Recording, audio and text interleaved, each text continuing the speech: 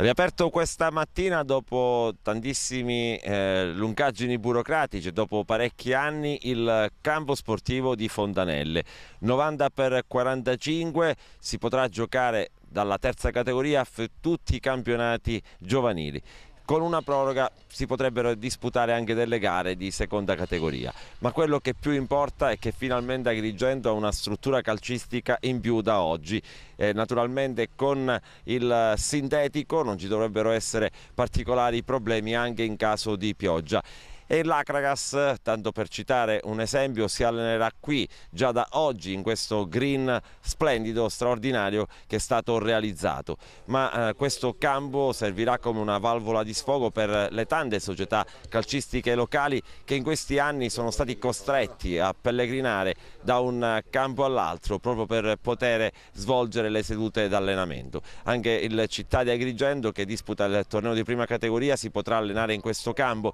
Così facendo si riserva un po' di spazio anche allo stadio Esseneto, in modo che il campo sportivo principale venga utilizzato soltanto nelle gare ufficiali.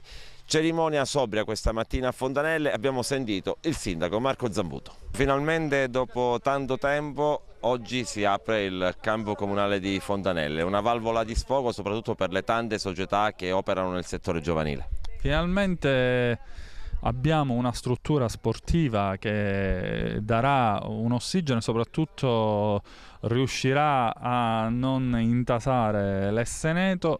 Dopo 1000 sforzi, tanta fatica, tanta burocrazia, finanziamenti, varianti e quant'altro, siamo riusciti a portare a termine questo lavoro importante che darà una risposta importante alle squadre di calcio della nostra città, che sono state costrette per esempio ad allenarsi fuori.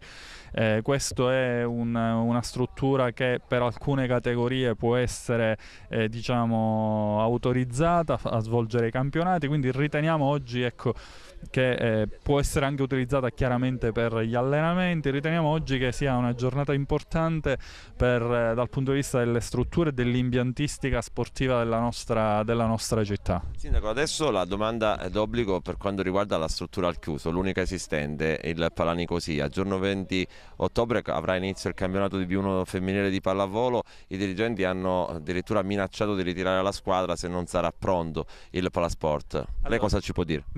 Noi, così come su questa struttura, così anche sul Nicosia, interveniamo sempre noi in economia senza che vi siano pagamenti o proventi da parte delle società sportive, questo con grande chiarezza. Quindi siccome sul Nicosia stiamo intervenendo noi con i soldi comunali, purtroppo ci sono i tempi da dover rispettare da un punto di vista burocratico.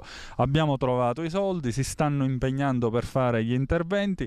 Se dovesse qualche settimana andare al di là del 20 di ottobre, non penso che si possa far nulla. Noi stiamo lavorando perché il Nicosia, sul quale Nicosia non vi erano stati interventi da 30 anni, siamo riusciti a fare nel tempo interventi che hanno e che garantiscono la sicurezza, l'agibilità. Stiamo completando questi interventi affinché anche questa struttura, così come gli interventi fatti sull'Esseneto, abbia tutta l'agibilità, il rispetto di tutte le norme di sicurezza. Diversamente le signore società sportive mettano i soldi e completino e facciano loro i lavori.